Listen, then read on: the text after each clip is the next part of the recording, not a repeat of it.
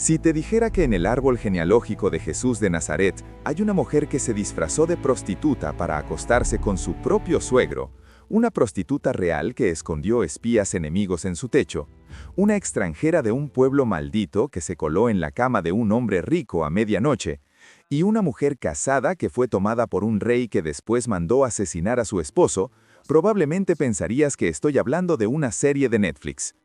No. Estoy hablando de Mateo capítulo 1, la genealogía oficial de Jesucristo, el primer capítulo del Nuevo Testamento, la página que la mayoría de la gente se salta porque parece una lista aburrida de nombres impronunciables. Pero esa lista no es aburrida, es una bomba, porque escondidas entre 42 generaciones de padres e hijos, Mateo colocó deliberadamente a 4 mujeres que no deberían estar ahí. En una cultura donde la genealogía solo incluía nombres, donde las mujeres ni siquiera contaban como testigos legales, Mateo rompió todas las reglas y las puso ahí, con nombre propio, a propósito. ¿Por qué? ¿Qué está diciendo Mateo sobre Jesús al mostrar que su sangre viene de prostitutas, extranjeras, víctimas de abuso y mujeres que tuvieron que romper todas las normas para sobrevivir? Eso es lo que vamos a descubrir en este video. Y te aseguro que después de escuchar estas historias, nunca más vas a saltarte la genealogía de Mateo. Pero antes necesitas entender algo fundamental. En el mundo antiguo, una genealogía no era una lista de nombres, era un currículum, era tu identidad, era la prueba de que pertenecías, de que tenías derecho, de que eras legítimo. En la cultura judía del siglo I, tu genealogía determinaba si podías ser sacerdote, si podías casarte con ciertas personas, si podías entrar al templo, si podías reclamar tierras. Sin genealogía, no eras nadie. Mateo escribe su evangelio para una audiencia judía, y lo primero que hace, antes de contar el nacimiento de Jesús, antes de los milagros, antes de los sermones, antes de la cruz, es presentar la genealogía. Es como decir, antes de que escuches lo que hizo, necesitas saber de dónde viene. Y lo divide en 3 bloques de 14 generaciones, de Abraham a David, de David al exilio en Babilonia y del exilio a Jesús. 14, 14, 14. ¿Por qué 14? Porque en hebreo, cada letra tiene un valor numérico, y las letras del nombre David, Dalet, Bab, Dalet, suman exactamente 14. Mateo está codificando un mensaje en la estructura misma de la genealogía. Todo esto apunta a David. Todo esto apunta al trono. Todo esto apunta al Mesías prometido. Pero aquí viene lo que nadie espera. Porque para llegar a ese Mesías, Dios no eligió un linaje puro, impecable, sin mancha. Eligió un linaje lleno de fracturas, escándalos, pecados y personas que la sociedad habría descartado. Y las 4 mujeres que Mateo incluye son la prueba más escandalosa de eso. Vamos a conocerlas una por una, y te advierto, sus historias no son para niños. La primera mujer, Tamar. Génesis 38. Tamar era una mujer cananea, es decir, no era judía. Ya eso es un escándalo para una genealogía mesiánica, pero su historia es mucho peor de lo que su origen sugiere.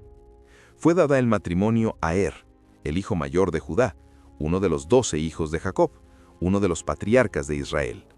Pero era malvado a los ojos de Dios, dice el texto, y Dios lo mató. Así de directo, sin detalles, sin explicación, muerto. Según la ley del levirato, cuando un hombre moría sin dejar hijos, su hermano debía casarse con la viuda para darle descendencia y proteger su linaje. Así que Judá le dio a Tamar su segundo hijo, Onán. Pero Onán sabía que los hijos que tuviera con Tamar no serían legalmente suyos, sino de su hermano muerto. Así que cada vez que estaba con ella, derramaba su semen en el suelo para no darle descendencia. La Biblia dice que esto desagradó a Dios y también lo mató. 2 maridos muertos. Tamar, viuda 2 veces, sin hijos, sin futuro, sin protección. En esa cultura, una mujer sin marido y sin hijos era prácticamente un fantasma social. No tenía derechos, no tenía seguridad, no tenía nada. Judá tenía un tercer hijo, Sela. Debería habérselo dado a Tamar según la ley, pero no lo hizo. Le dijo que esperara, que Sela era muy joven, pero la verdad es que tenía miedo. 2 hijos muertos con la misma mujer. Judá empezó a pensar que Tamar era el problema, que estaba maldita. Pasaron los años, Sela creció, y Judá nunca cumplió su promesa. ¿Qué harías tú? Estás atrapada en un sistema que te debe algo y se niega a dártelo. No tienes abogado, no tienes tribunal de apelación, no tienes voz. La ley te protege en teoría, pero en la práctica el hombre que debería aplicarla es el mismo que la está violando. Tamar hizo algo que nadie esperaba. Se quitó las ropas de viuda, se cubrió con un velo y se sentó al lado del camino por donde sabía que Judá iba a pasar. Judá la vio, pensó que era una prostituta de los templos paganos y negoció tener relaciones con ella. El precio, un cabrito del rebaño. Ella pidió una garantía mientras le llegaba el pago, su sello, su cordón y su bastón, los 3 objetos que identificaban a un hombre en esa cultura. Eran como su cédula de identidad, su firma y su tarjeta de crédito, todo en uno. Judá le dejó todo. Tuvieron relaciones, Tamar quedó embarazada y desapareció. 3 meses después, le informan a Judá que su nuera Tamar está embarazada por prostitución. Y Judá, el mismo hombre que la había abandonado, que le había negado su derecho, que se había acostado con una supuesta prostituta al lado del camino, dice con toda la autoridad del patriarca ofendido: sáquenla y quémenla viva. La hipocresía es aplastante, pero Tamar tenía un plan. Sacó el sello, el cordón y el bastón, y dijo: el hombre dueño de estas cosas es el padre de mi hijo. El silencio en esa habitación debió ser demoledor. Judá miró sus propias pertenencias y dijo algo que cambió todo. Ella es más justa que yo, porque no le di a mi hijo Sela. Tamar no hizo lo que hizo por lujuria, lo hizo por justicia. Lo hizo porque el sistema la había abandonado y ella se negó a desaparecer. Y de esa unión nacieron Fares y Sara. Y de Fares desciende directamente el rey David. Y de David desciende Jesús. La primera abuela de Jesús fue una mujer que se disfrazó de prostituta para obtener lo que le correspondía por ley. Y Mateo quiere que lo sepas. Pero esto apenas está empezando, porque la segunda mujer es una prostituta, sin disfraz. Segunda mujer, Rahab. Josué capítulo 2. Rahab vivía en Jericó, la primera ciudad que Israel debía conquistar al entrar en la tierra prometida. Y la Biblia no suaviza su descripción. Era una prostituta. En hebreo, la palabra es zona. No hay eufemismo, no hay interpretación alternativa. Era una mujer que vendía su cuerpo en una ciudad pagana condenada a la destrucción. Josué envió 2 espías a Jericó para reconocer la ciudad antes del ataque. Y estos espías se alojaron en casa de Rahab. ¿Por qué la casa de una prostituta? Probablemente porque era el lugar donde un extranjero podía entrar sin levantar sospechas. Nadie preguntaba quién entraba ni quién salía. El rey de Jericó se enteró de que había espías israelitas y mandó a buscarlos. Rahab los escondió en su techo entre manojos de lino y les mintió a los soldados del rey. Sí, estuvieron aquí, pero se fueron antes de que cerraran las puertas de la ciudad. Corran, todavía pueden alcanzarlos. ¿Por qué lo hizo? Porque Rahab había oído lo que el Dios de Israel había hecho. Había oído del Mar Rojo, había oído de las victorias en el desierto. Y en un acto de fe que desafía toda lógica, esta prostituta pagana de una ciudad enemiga le dice a los espías algo extraordinario. Sé que el Señor les ha dado esta tierra. El terror de ustedes ha caído sobre nosotros. El Señor, su Dios, es Dios arriba en los cielos y abajo en la tierra.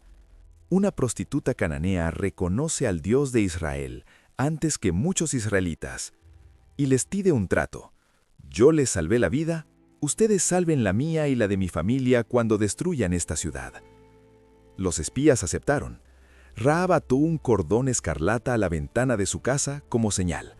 Y cuando Jericó cayó, cuando las murallas se derrumbaron y la ciudad fue arrasada, la casa de Rahab fue la única que quedó en pie.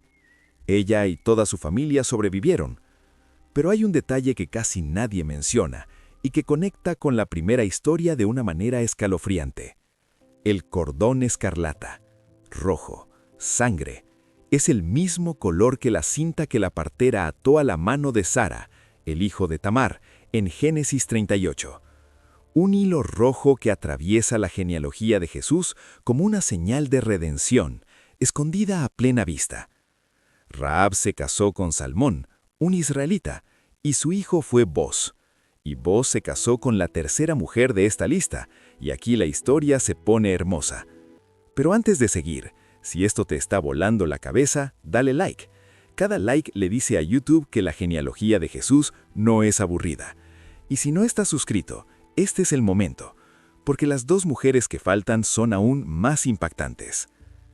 Tercera mujer, Ruth, el libro de Ruth. A diferencia de Tamar y Rahab, Ruth no tiene un escándalo sexual evidente, pero tiene algo que para los judíos era igualmente escandaloso: era moabita. ¿Por qué importa eso? Porque los moabitas eran el pueblo que nació del incesto. Génesis 19 cuenta que después de la destrucción de Sodoma, las hijas de Lot emborracharon a su padre y tuvieron relaciones con él. De esa unión nació Moab, el fundador de la nación moabita. Y Deuteronomio 23:3 dice explícitamente: «Ningún amonita ni moabita entrará en la asamblea del Señor, ni siquiera en la 10ª generación». Ruth era de ese pueblo, la nación nacida del incesto, la nación excluida por la ley de Dios. Y sin embargo, Mateo la pone en la genealogía de Jesús. Su historia comienza con tragedia. Se casó con un israelita que había emigrado a Moab con su familia durante una hambruna. El esposo murió, el suegro murió, el cuñado murió, 3 hombres muertos, y Noemí, la suegra, decide volver a Israel sola y en ruinas. Ruth tiene 2 opciones: quedarse en Moab, en su tierra, con su gente, con posibilidades de rehacer su vida, o irse con su suegra a un país extranjero donde será despreciada por ser moabita, donde no tiene derechos, donde no tiene futuro visible. Y dice las palabras más leales que se han pronunciado en toda la Biblia: «A donde tú vayas, yo iré. Donde tú vivas, yo viviré. Tu pueblo será mi pueblo, y tu Dios será mi Dios. Donde tú mueras, yo moriré, y allí seré sepultada». No lo dice a un esposo, no lo dice a un amante, se lo dice a su suegra anciana, viuda, pobre y amargada. Es un acto de lealtad que desafía toda lógica de supervivencia. Llegan a Belén, que significa casa de pan, en medio de la cosecha de cebada. Ruth, para alimentar a Noemí, va a espigar los campos, recoger lo que los segadores dejaban caer, que era el derecho de los pobres según la ley de Moisés. Y aquí es donde entra Boz, el hijo de Rahab la prostituta. ¿Ves la conexión? El hijo de una prostituta cananea redimida se encuentra con una viuda moabita excluida. 2 personas que no deberían estar en Israel. 2 personas que la ley margina. Y Dios los junta. Booz la ve, la protege. Le dice que espiguee solo en sus campos, que beba de su agua, que nadie la toque. Y hay un detalle fascinante. Algunos estudiosos creen que Booz era significativamente mayor que Ruth. En Ruth 3:10, él le dice: «Bendita seas, hija mía, porque no has ido detrás de los jóvenes». Eso sugiere una diferencia de edad notable. Ruth diseña un plan. Le dice a Ruth que se bañe, se perfume, se vista bien y vaya de noche a la era donde Booz está durmiendo después de la cosecha. Que se acueste a sus pies y espere. En la cultura de la época, este acto era una propuesta formal de matrimonio según la ley del pariente redentor. Pero seamos honestos. Una mujer extranjera que se mete de noche en la cama de un hombre dormido después de una fiesta de cosecha es una escena que camina sobre una línea muy delgada entre la tradición legal y la seducción. Booz se despierta a medianoche. Hay una mujer a sus pies. Le pregunta quién es. Ruth responde: «Soy Ruth, tu sierva. Extiende tu manto sobre mí, porque tú eres pariente redentor». La palabra hebrea para manto aquí es kanaf, que también significa ala. Extiende tu ala sobre mí. Protégeme, cúbreme, redímeme. Booz la redime. Se casan, y su hijo se llama Obed. Obed engendró a Isaí.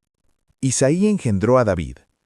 La moabita excluida por la ley se convierte en la bisabuela del rey más grande de Israel. Y eso nos lleva a la cuarta mujer. Y su historia es la más oscura de todas. Cuarta mujer, Betsabé. Pero Mateo no la llama por su nombre. La llama la mujer de Urías. Y esa decisión es devastadora. ¿Por qué no decir Betsabé? Porque al llamarla la mujer de Urías, Mateo está recordándote algo que David quiso que el mundo olvidara, que ella ya tenía esposo. Que Urías existía, que fue asesinado, que lo que pasó no fue una historia de amor, fue un abuso de poder, seguido de un asesinato premeditado. La historia es 2 Samuel 11. Era primavera, la época en que los reyes salen a la guerra, pero David se quedó en Jerusalén. Esa es la primera señal de que algo va mal. El rey no está donde debería estar. Una tarde se levanta de la cama, sube al techo del palacio y ve a una mujer bañándose. La Biblia dice que era muy hermosa. David pregunta quién es. Le dicen, es Betsabé, hija de Eliam, esposa de Urías elitita. Le dan 3 datos. Le dan su nombre, le dan su familia, le dan su esposo. Le están diciendo, no es tuya, tiene dueño, tiene protección. David la manda a buscar, tiene relaciones con ella queda embarazada. Y aquí es donde la historia se convierte en un thriller político. David necesita cubrir su pecado, así que manda a traer a Urías del frente de batalla y le dice que vaya a su casa, que descanse, que esté con su esposa. Si Urías duerme con Betsabé, el embarazo parecerá legítimo, pero Urías se niega. Dice algo que debería haberle partido el alma a David. El arca y todo Israel y Judá están en tiendas de campaña, y mi señor Joab y los siervos de mi señor están acampados al aire libre. ¿Y yo voy a entrar en mi casa para comer, beber y acostarme con mi mujer? Juro que no haré tal cosa. El soldado es más honorable que el rey.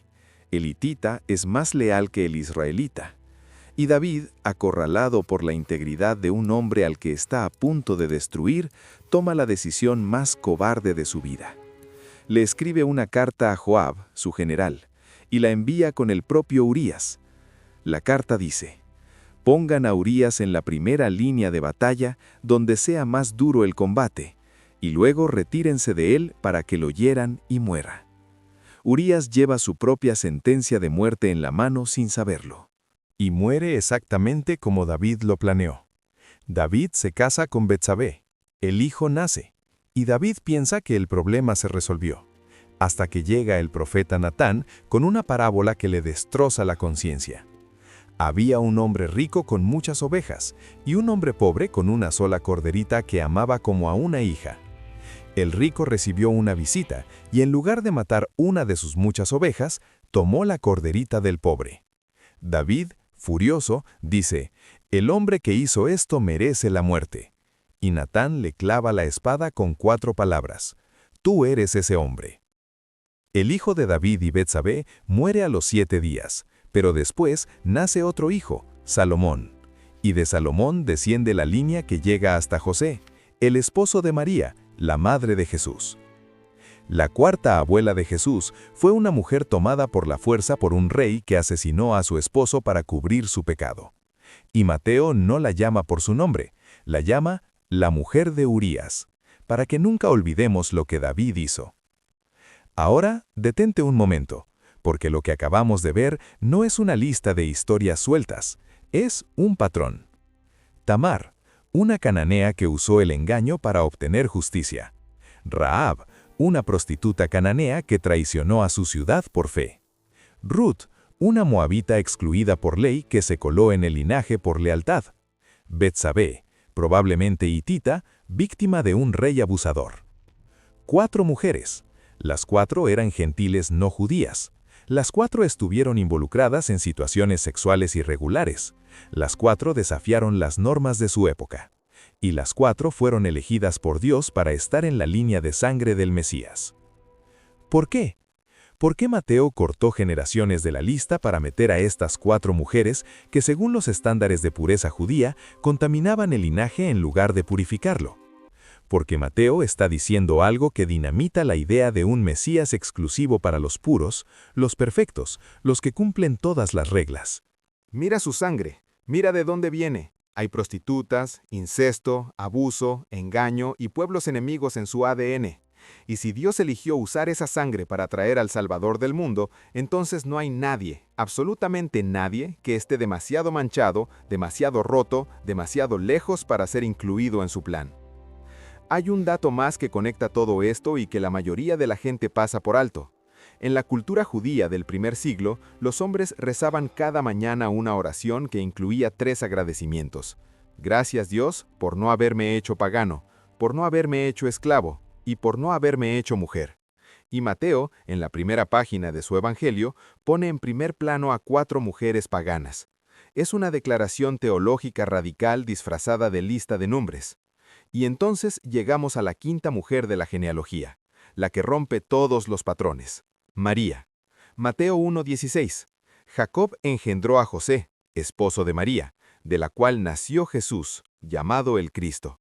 Fíjate en la gramática.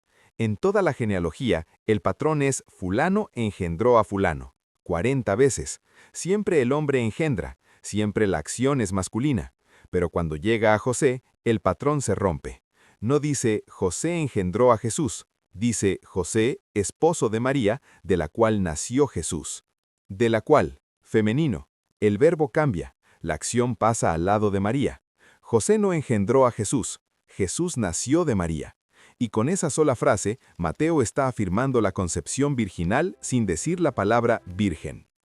Y piensa en María desde la perspectiva de las 4 mujeres anteriores. Tamar quedó embarazada en circunstancias escandalosas y nadie le creyó hasta que mostró las pruebas. Rahab fue juzgada por su pasado, pero Dios la usó de todas maneras. Ruth era extranjera y excluida, pero su lealtad la llevó al centro de la historia. Betsabé quedó embarazada de alguien que no era su esposo legítimo en la mirada de la sociedad. María quedó embarazada antes de casarse. En su cultura, eso significaba deshonra, divorcio y posiblemente la muerte por lapidación. Las miradas, los susurros, los comentarios. ¿Virgen? Sí, claro. Toda su vida cargó con la sombra de un embarazo que nadie podía explicar excepto ella y Dios. Las 5 mujeres de la genealogía comparten algo. Todas fueron juzgadas, todas fueron malinterpretadas, todas cargaron con un estigma que no merecían o que era más complejo de lo que parecía. Y a pesar de eso, o quizás precisamente por eso, Dios las eligió para ser las puertas por donde el Mesías entraría en la historia humana. Esta genealogía no es una lista de santos perfectos, es un museo de personas rotas que Dios decidió usar. Y eso es una noticia más poderosa que cualquier milagro. Porque si Dios usó a una mujer que se disfrazó de prostituta, a una prostituta real, a una extranjera excluida, a una víctima de abuso y a una adolescente que nadie le creyó para construir la línea de sangre de su propio hijo, entonces tu historia, con todas sus fracturas, con todos sus escándalos, con todos sus errores, no te descalifica del plan de Dios. Te califica. Déjame en los comentarios, ¿con cuál de estas 5 mujeres te identificas más? ¿Tamar, la que luchó por justicia? ¿Rahab, la que arriesgó todo por fe? ¿Ruth, la que eligió lealtad por encima de comodidad? ¿Betsabé, la que cargó con un dolor que no eligió? ¿O María, la que aceptó un llamado que nadie iba a entender? Pero la línea de sangre de Jesús no termina en David. De David salen 2 caminos. Uno hacia Salomón, el rey más sabio y más autodestructivo de la historia, y otro hacia Natán, un hijo de David del que casi nadie habla. Y lo que pasa en esas generaciones entre David y Jesús incluye guerras civiles, reyes asesinos, exilio, destrucción del templo y una promesa que parecía imposible de cumplir. Hay un rey en esa lista que es posiblemente el hombre más sanguinario, más cruel y más paranoico de toda la Biblia. Se llama Herodes, Y su historia la cuento en el próximo video. Suscríbete para no perdértelo. Nos vemos en el siguiente.